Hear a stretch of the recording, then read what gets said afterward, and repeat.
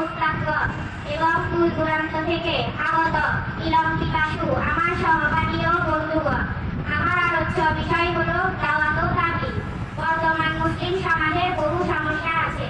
একটি হলো আমরা প্রায় সকলে পশ্চিমা সভ্যতার অন্ধ অনুসারী, যা স্বাভাবিকভাবে দুঃখজনক।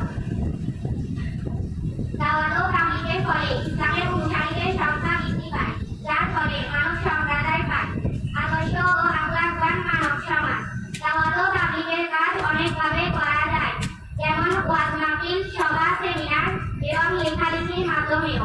আল্লাহ তাআলা আমাদেরকে দাওয়াত ও তাবলীগের কাজ করার তৌফিক দিন। আমিন।